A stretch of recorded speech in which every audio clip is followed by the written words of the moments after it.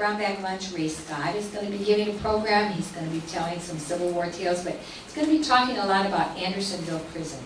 And I know that kind of, if you know anything about Andersonville Prison in Georgia, it kind of sends chills down your back because it was a pretty awful place to be. But we had many Jackson County men in Andersonville Prison. And so he's going to be talking a little bit about that aspect of the Civil War at next Brownback Lunch.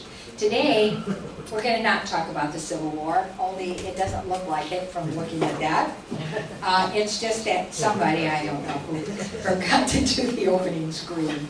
So, Ann reminded me that Harvey Reid was not born in 1942, he was born in 1842, so I'm sorry. I'm having trouble getting my mind out of the Civil War and onto other things. But so we're talking a little bit about Harvey Reid, just because, you know, he wrote so much concerning the history of Jackson County, and many of his writings are in the Annals of Jackson County, which are so awesome to read. And then James W. Ellis, when he wrote the 1910 history of Jackson County, also used a lot of Harvey Reid's writings. There were 7 volumes of this, and we talked about in one whole Brownback Lunch, but they were written between 1905 and 1913. And the reason that they're so important and the reason that they're so interesting is that the people that wrote them were actually the people that were there on the spot when these things happened. Or if not, at least they got to interview firsthand the people that were there. So it's not like, you know, hearing something repeated and repeated down the way. And so the Annals have always been a good source of things for Brownback Lunch. Another good source is John Adney columns, and we've had a lot of those. And so come to believe that if Harvey Reid is talking about him and John Adney is talking about him, it's something that we need to know about. And then when Bob Melvold weighs in with an editorial later on, then you know what you're talking about is gold. And in this case, we're talking about black gold. And you all know what black gold is, right? So there are the Annals of Jackson County.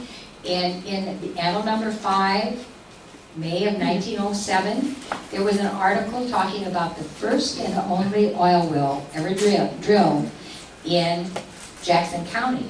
And I think it was over Andrew Way. It was kind of Dark Hollow, the Dark Hollow area. It seems that oil was found on the surface of a small water hole back in a pasture that most people didn't even go by, on the Samuel Earls farm.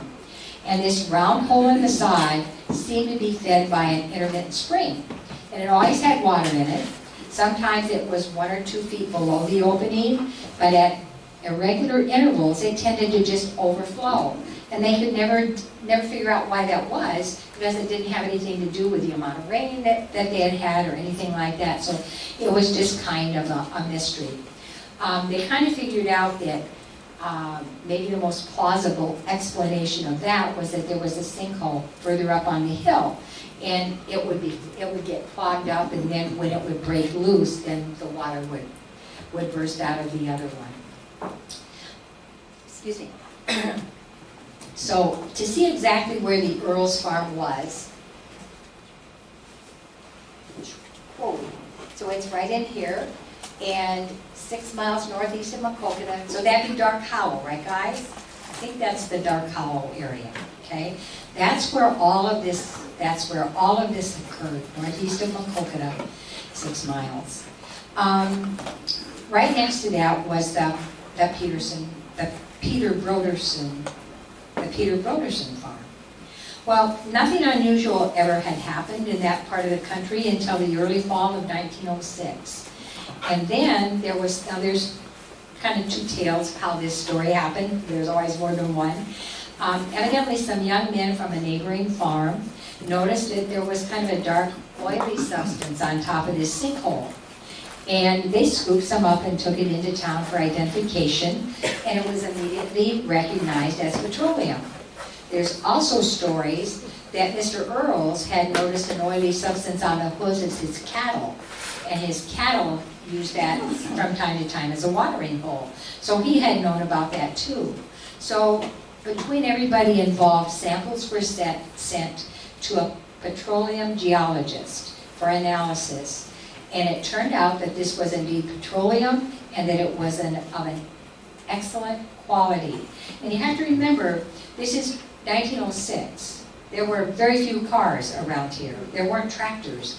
You didn't walk into Casey's and buy a can of motor oil, right? So to find petroleum, it would be very, very unusual. Well, as you can imagine, people flocked there. This caused great, great excitement.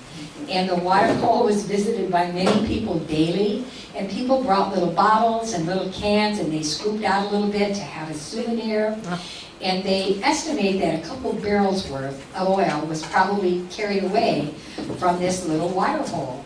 And I do know from Jackson County records, Helen Feeney, that many of you remember, she had brought to the museum a little bottle of oil from that. Helen was a Broderson, and so she was connected to this family. And she donated a bottle of this oil to the museum. Unfortunately, we've never been able to find that, so I don't know what happened to it. Somebody probably picked it up and looked at it and thought, yeah, so those things happen once in a while, not very often. Okay, so several local people leased land from Peter Broderson. Now whoops, I changed the thing. Their boundaries were together, right? They had a common fence line. His northern boundary ran just a few feet from this oil hole. Other men in town, Adam Ringler, the big hardware man, Joseph Dustall of the brewery, John Tracy, O.C. Kucherman, they immediately formed a company they called Home Oil Company. And they took up leases on the land, and they had leases from people that only wanted to deal with locals. So they leased different parts of the land around the hole. Samuel Earls, on whose property the oil was found, refused to lease his land. He knew he had a gold mine oil well. Okay, so there was a false rumor went around that oil had been struck at 1,000 feet. And that brought visitors to the farm. I think that's out of order. Experts and promoters then began arriving from all over. I mean, word spread like wildfire fire all over the country. And people were arriving from Pittsburgh, Pennsylvania, from big oil fields in southern Illinois, in Indiana, in Texas, and even from Indian Territory. And some of them also began leasing the land. And they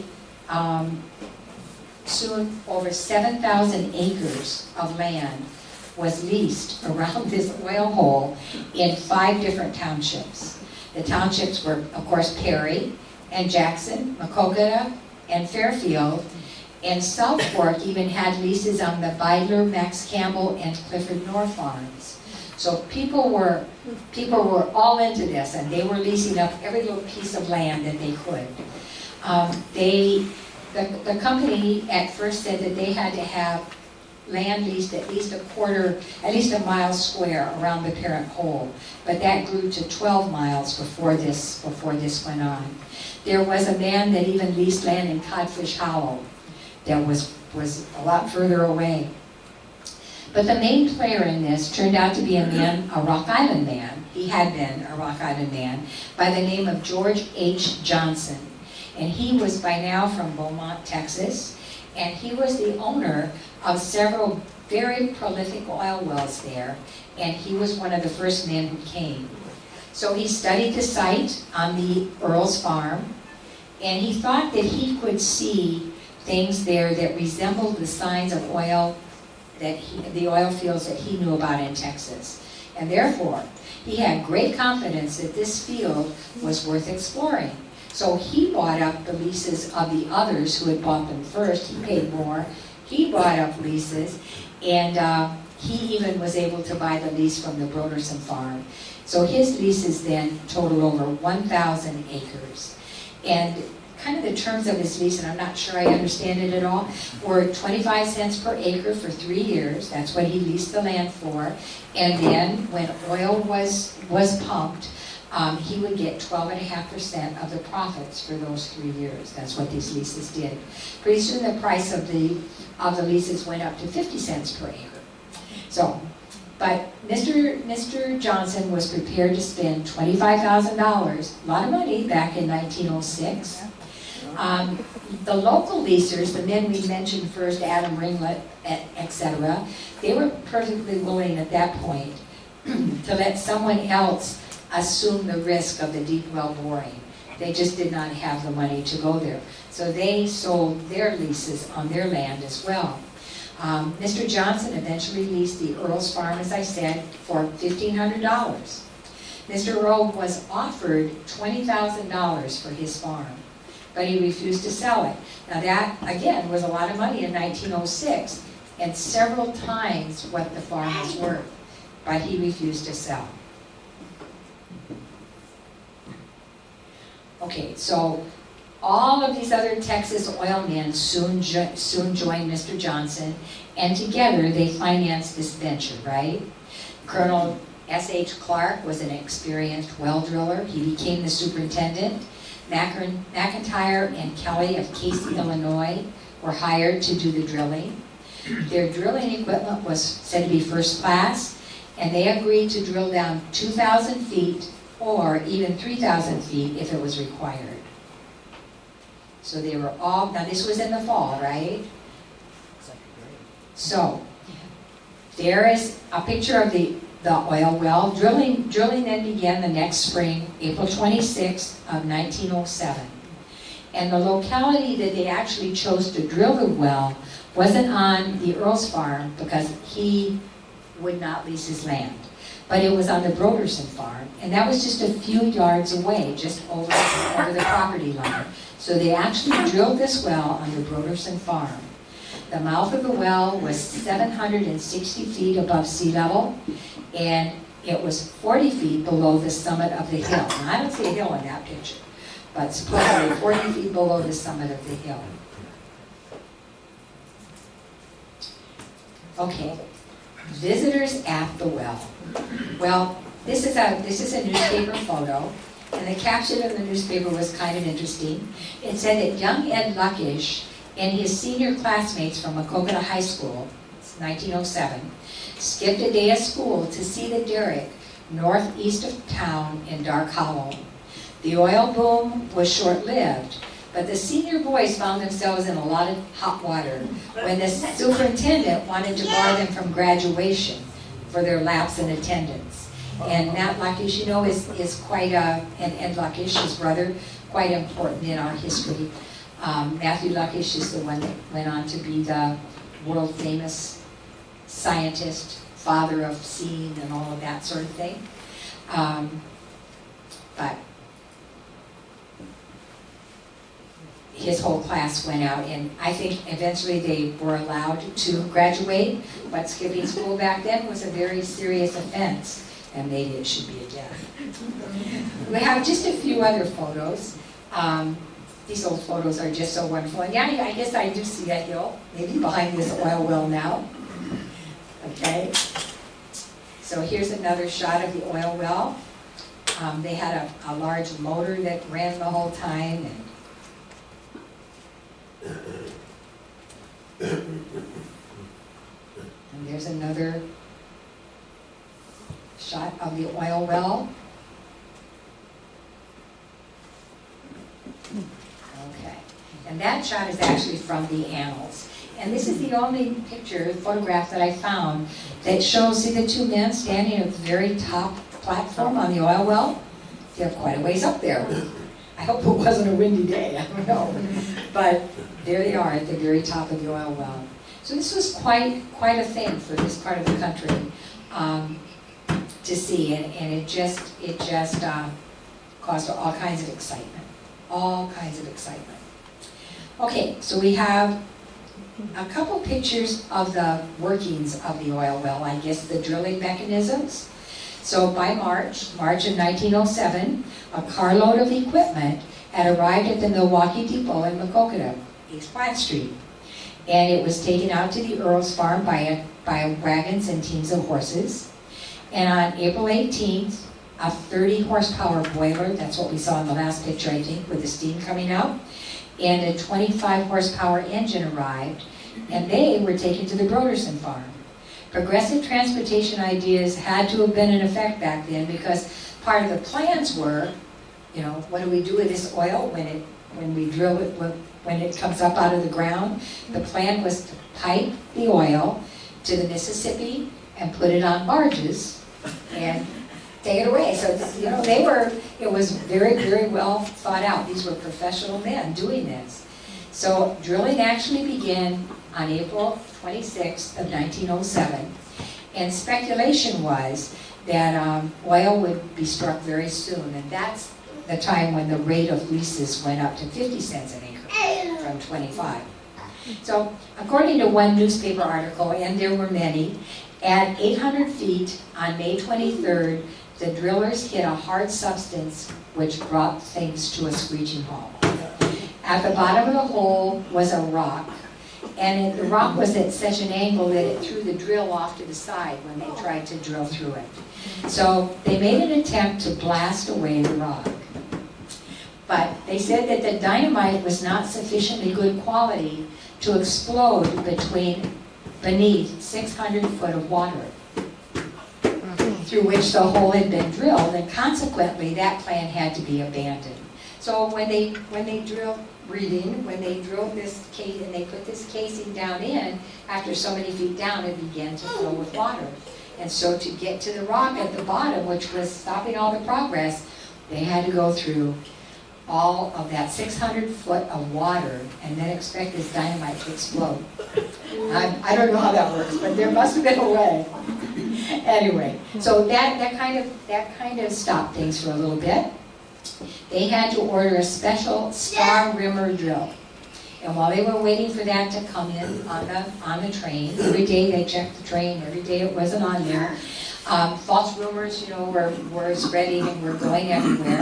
And one false rumor was that they had struck oil. They had struck oil at 1,000 feet, and with the reporting of that, 150 people just appeared immediately at the farm.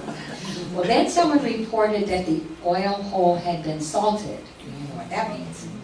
And then they accused farmers in the area of burying dead hogs to give the impression of oil as the hogs broke down.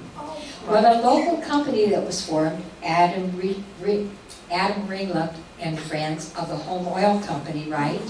They were involved, and so they investigated, and they sent men down to clean the hole out. They removed mud and trash down to a depth of 14 foot of rock, through 14 foot of rock. But they still found oil oozing out of the rock crevices. And analysis proved that it was petroleum and not animal-based oil. So they could debunk the story that there were hogs there.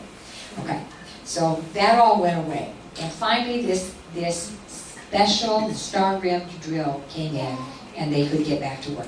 Okay, so drilling continued on and on and on until July 12th, when the well was abandoned because no oil had been found. The casings were pulled up, the derrick was dismantled, and the log showed that the depth drilled to was 1,716 feet, but that was later corrected to 1,707 feet. So our friend Mr. Johnson had ordered the drillers to quit, and the Home Oil Company, then they were called in and they were, you know, they could take over, but they declined to go further also because of cost. They didn't have the money to do this. So headlines in the newspaper were, "The history of the oil boom is finished." Okay, whoops, that's the other picture of them. Sorry. The other picture of them working inside. It looks like they have sledgehammers, and I'm not quite sure what's going on there. Okay, now we get to John Adney. So John Adney says, nah, no black gold in Jackson County. But as you can see by all of this was a serious venture, right? These big oil men that were used to striking oil didn't spend all this money and this time and everything to come here on just a fluke, right? And so it was a very serious venture indeed. And the mystery surrounding the sudden presence of oil in that old alluvial hole has never to this day really been solved. So, was the hole salted? or not. There's a lot of people still wondering that.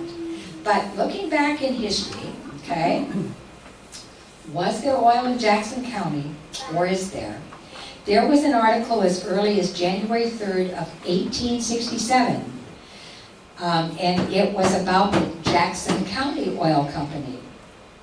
Jackson County Oil Company, 1867, and that was being started in Wickliffe, which was an early name for Clarksville, and Clarksville, as you know, became Green Island.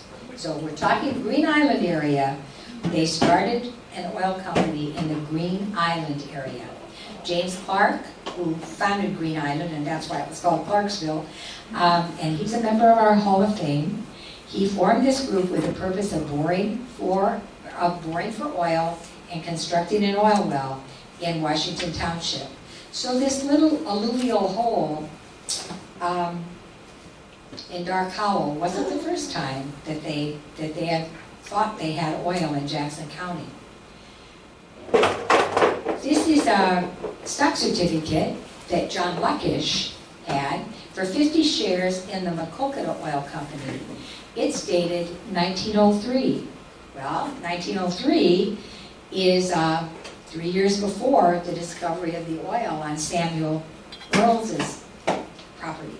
So there again, people thought that there could be oil.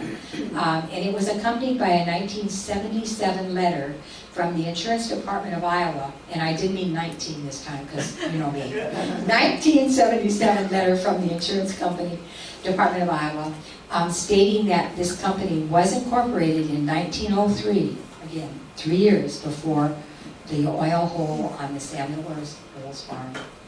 Okay, so then we ask ourselves, is there any other evidence, pro or con? Well, after boring and the Johnson well had ceased and the derrick was gone and the casings were pulled and everybody had gone away, the local company that we talked about, the Home Oil Company, right, obtained permission and they proceeded to excavate around the hole and attempt to find the answer, to reveal the secret. And after removing 6 or 8 feet of clay and soil, limestone layers were encountered. And this was then blasted out to a total depth of 20 feet. But the soft mud nearest the hole was found to be perfectly saturated with oil. So it kind of debunks some people's idea that somebody came up with some petroleum and in the dark of night went out and poured it in the hole, right? Because it was oozing out of the mud all around, okay? But the other strange thing was that the solid walls of the excavation showed no discolored seams or crevices which would indicate seepage of oil from the sides in either the earth or the rock.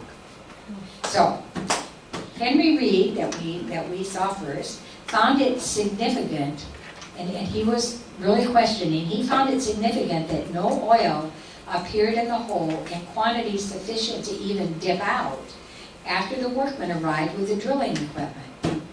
So, as to evidence pointing suspicious to anyone having carried the oil in and poured it in the hole, they found, and they really tried, they found not one scintilla of evidence ever developed to show that anybody had ever put anything in that well, that it just couldn't have been.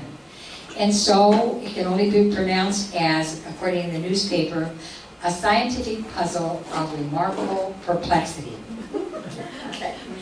Well, other farmers then began reporting that their well water often, from time to time, was tainted with a trace of something oily.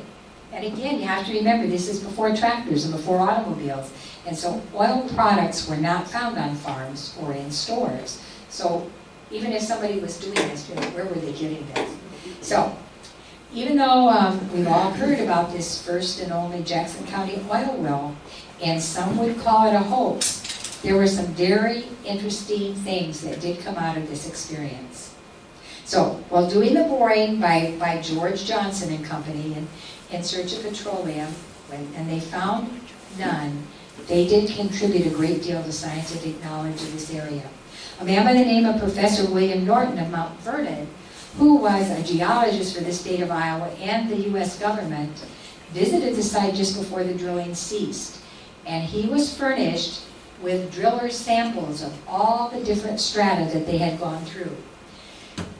That's interesting to me because you know how many times EPA and Iowa DNR has come to our property, and they have drilled oil wells all around our property, and they have taken soil samples where they could see the different layers. Well, that's what they were doing.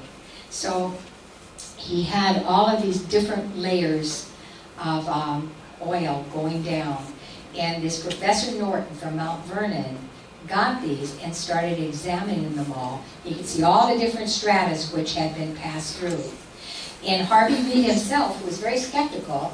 He received the last 3 layers after this other man had left and personally turned them over to the professor. After microscopic and chemical examination of the rocks that the drill passed through, all its way down 1,700 feet, Professor Norton compiled a report, and he gave Harvey Reid a copy to reprint, and that's all reprinted in the fifth Annal of Jackson County. All the different layers of what they were made up of, and it's really, really very interesting to see. And there's a set upstairs if you ever want to look. Okay, the complete set of oil drillings remained in Maquoketa, and Superintendent Rickard put them in a glass tube that was 34 inches long. Okay, imagine like a yardstick, that long. And 2 inches was said to represent 100 foot of the well going down. So to give an accurate geographic model of the geologic strata that lays under this locality. Professor Rickard inscribed opposite each sample, and then this was placed in the geological cabinet in our high school. Anybody, and it was there for years. Does anybody remember seeing that? You know, there was a case there in the old school bell when the school burned in 1921 and the bell fell. There was that school bell in there. There were a lot of things in there. I don't know what happened to that, but that would be a wonderful thing to look at. I hope it didn't disappear like our bottle of oil. Anyway, some of the disclosures about what was under us here, the thickness of the strata and that sort of thing, didn't surprise people because it was the same as places like Anamosa and Sebula and Clinton, because they are of the same geographic horizon. But they did find some features that were very unique, and one that scientists say was absolutely remarkable. The drilling showed that county rock to be hard, we know that, right? Dense, dolomite or magnesium limestone of the Niagara series. Again, there was a level strata, and it went down 209 feet in depth. Well, that's why Alfred Hurst came here, right? Because he needed that particular kind of Niagara limestone to make his white lime. So maybe we already knew that that was here. But then comes the next 215 feet of Maquoketa shale. That's the name, the scientific name, 215 feet below that of Maquoketa shale. But then we go back to the wonderful discovery when we figured out there was a USS Maquoketa, right? And none of us at the time, I don't think, knew that there had been a naval ship by the name of the USS Maquoketa. It was an oil tanker, and it played a very important part in World War II because it kept all of our planes flying in all of the Pacific Islands and things like that. But the thing that's important about that is naval oil tankers were named either after a river, Maquoketa River, or shale, oil-bearing shale, Maquoketa shale. And so that's just another thing that you know, points to the fact that there are many, many, many reasons for thinking that there could be oil around here. So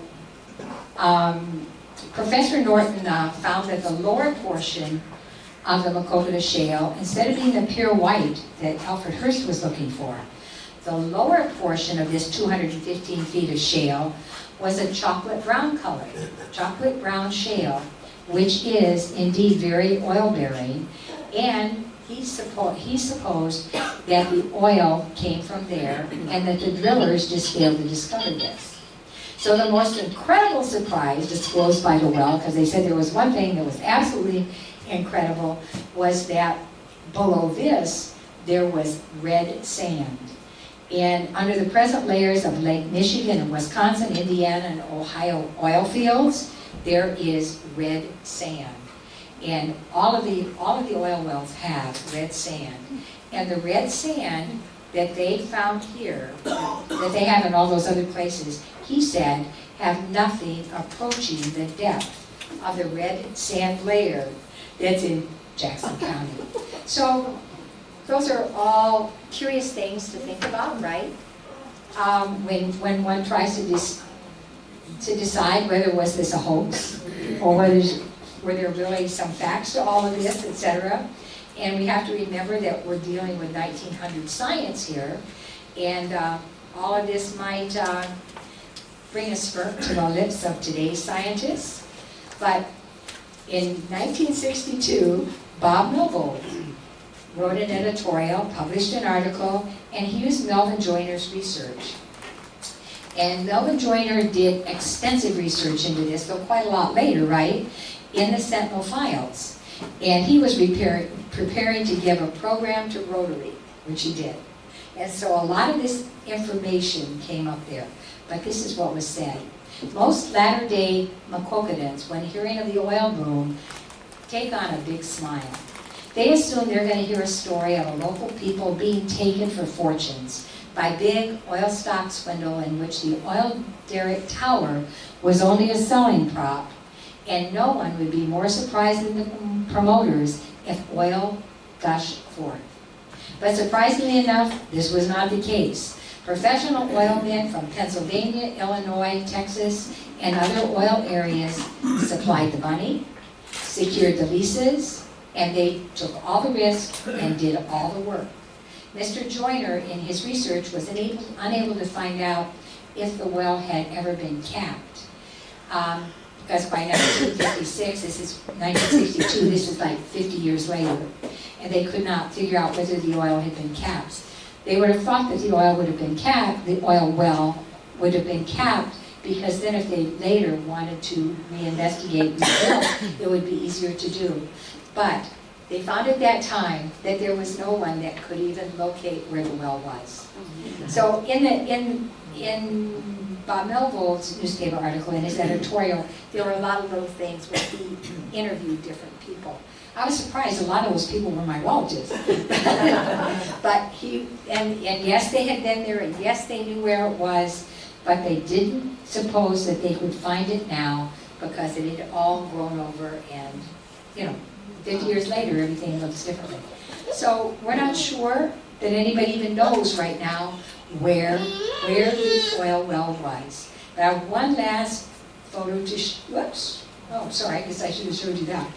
Okay, so that's the USS Maquoketa, the oil tanker that was so important during World War II, 311 foot long, and had guns and the whole bit. And she saw service in a lot of the Pacific Islands. It's camouflaged right now. If you wonder why it's colored the way it is, it's camouflaged, and we do know that our tanker had to travel these dangerous seas alone. I mean, there were German submarines everywhere. Had to travel alone. It couldn't have an escort. It couldn't have destroyers defending it, because if it hit a mine or something and that blew up with all the oil, all of the other ships would go with it. So it was like a lone wolf. It was kind of a dangerous assignment, I would say. And but that's our USS Maquoketa, named after Maquoketa Shale, oil bearing. Okay. Okay. So there's the last picture I wanted to show you. This is a postcard. And it just makes you wonder, doesn't it, how did the oil get into the watering hole on the Earl's farm so long ago? So one of the ladies, and I don't know which one, but one of the ladies right here is Wilma Wright Bowman. She was a sister of Johnny Wright, I believe. Is that right? Johnny Wright's sister? I think so. But she's well known in Maquoketa's history. And this was, she wrote on the back of this card, and as she stood in front of Jackson County's one and only oil well, and one and only oil field, in which she invested. She had purchased stock in this. So I looked at those little newspaper articles of all my relatives, and I thought, did they purchase stock in this oil well? And then I thought to myself, no, because they probably didn't ever have the money to do that. But she did. She purchased oil in this and had her picture taken in front of it. But on the back, she inscribed this on the back of the postcard. Of all sad words of tongue or pen, the saddest are these, it might have been. So I guess you have to decide what you think about the Maquoketa, or the Jackson County, really. The Jackson County's one and only oil well. Lots to be said on both sides of the case. Anyway, thank you very much. Judy? Well, did Earls, they never went back to him and said, let's move over to that? I mean, I don't know much about oil drilling, but you would have thought, okay, let's go after him again, we're already here. He ended up, later on, he did, when Mr. Johnson came back with his investors and wanted the 12-acre square around the well, he did lease his land then to Mr. Johnson finally. He leased it. But he did turn down $20,000. I mean, the lease was for 3 years and then, you know, but he did turn down $20,000 to purchase his farm, which was probably only worth $8,000 or $9,000. Probably not even that much. And so it's just Didn't find it there then either. Nope. And they were just feet away from each other. So it was just right there. But yeah, you just have to wonder how all that played out. But it would have been interesting to have been here in 1906 and 1907 and see all that. So.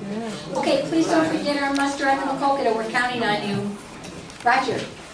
I remember being told about the farm on Codfish Hollow. Okay. And I don't, just vaguely where it is. I know it was called the Sodeman Farm. It was in on Jackson County, or in Fairfield County. Okay. Was that like Charlie Soderman, where the lane's with now, maybe? I can't say. I don't know for sure.